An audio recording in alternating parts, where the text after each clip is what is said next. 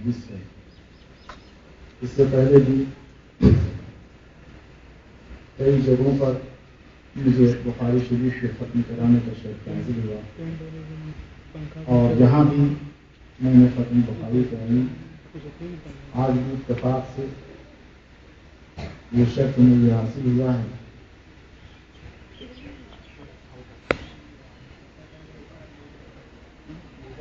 یہ دارالعلوم فیضان سیدنا پیران پیر کی دستگیر بغداد والے پیر غوث پاک سیدنا محی الدین عبد القادر جیلانی رضی اللہ تعالی عنہ کے فرزند اور ان کی اولاد ظاہری و روحانی حضرت قطب الاقطاب فرد الافراد نائب غوث الثقلین سیدنا محمد بغدادی امجدی رضی اللہ تعالیٰ کے نام نامی اسم گرامی سے منسوب. حضرت سیدنا پاک اس ہندوستان میں اور اس کفرستان میں اسلام کا جھنڈا گاڑنے آئے تھے. قرآن کا اجالا حدیث رسول کا اجالا پھیلانے کے لیے آئے تھے. آپ سبھی جو سرکار سیدنا پاک کے شہدائی ہیں اور ان کی محبت کا چراغ دلوں میں جلایا ہے, ان کی محبت کے انجمن آباد کی ہے, آپ کے لیے خوشی اور مسرت کا موقع ہے کہ جو چراغ سیدنا پاک نے امجد شریف کی دھرتی پر جلایا تھا, جو چمن آباد کیا تھا, وہ آج فیضان سیدنا کے ذریعے مزید آباد ہو رہا ہے, سرسبز و شاداب ہو رہا ہے, ذوفشاں ہے.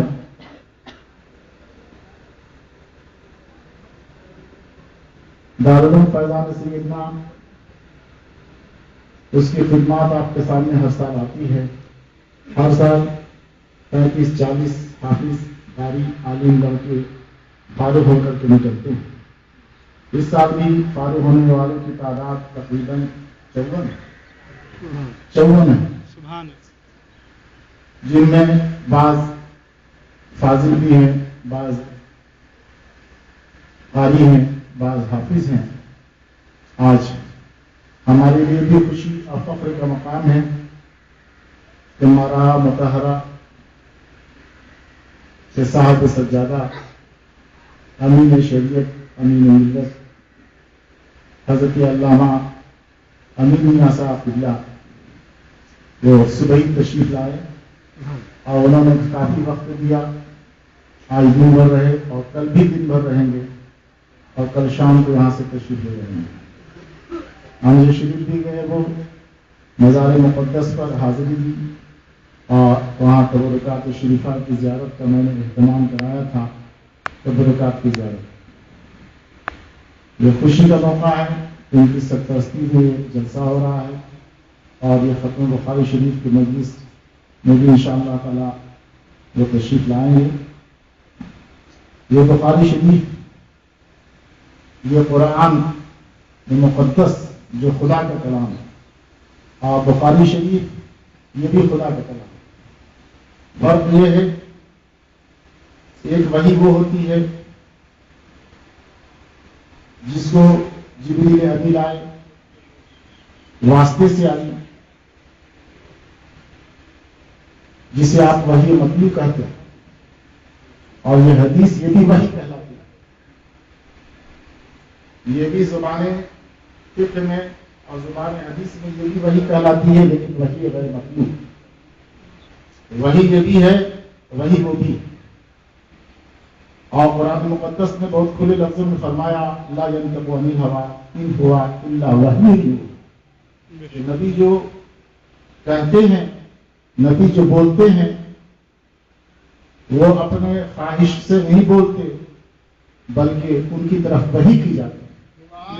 وہ قرآن جو بولے وہ قرآن دو دفتیوں کے درمیان نہیں اتارا گیا, بلکہ نبی بولے اور فرمایا کہ یہ قرآن ہے تو ہم نے مان لیا کہ یہ قرآن ہے, اور نبی بولے اور کہا یہ میری حدیث ہے تو ہم نے مان لیا یہ رسول اللہ کی حدیث ہے. تو وہی یہ بھی ہے یہ قرآن بھی وہی ہے اور یہ حدیث بھی وہی ہے. وہ وہی مطلوب ہے اور یہ وہی غیر مطلوب کہلاتی ہے. حدیث من حیث حدیث یعنی رسول اللہ کا قول. رسول اللہ کا قول کوئی بھی ہو اس پر ایمان لانا فرض ہے ہمارے لیے اور اس کا انکار کفر ہے. ایک ضعیف سے ضعیف حدیث اگر کوئی اس کا انکار کر دے تو مسلمان نہیں ہے. لیکن کسی بھی ضعیف حدیث کے سلسلے میں اگر کوئی کہتا ہے کہ یہ ضعیف ہے، کوئی کہتا ہے کہ یہ حدیث کمزور ہے، تو حدیث پر کلام نہیں ہوتا بلکہ اس کے بیان یعنی راویوں کے بیان پر کلام ہوتا ہے کہ اس کے بیان کرنے والے کیسے ہیں. اور بیان کرنے والوں کا جو سلسلہ ہے یعنی نبی پاک صلی اللہ علیہ وسلم سے جس نے سنا وہ کیسا ہے، نبی پاک صلی اللہ علیہ وسلم سے جنہوں نے سنا وہ کیسے ہیں، پھر ان سے جنہوں نے سنا وہ کیسے ہیں، ان سے جنہوں نے سنا وہ کیسے ہیں، وہ ان سے جنہوں نے سنا وہ کیسے ہیں. تو بیان کرنے والوں کا سلسلہ جو ہے، جو سلسلے روات ہے، راویوں کا سلسلہ،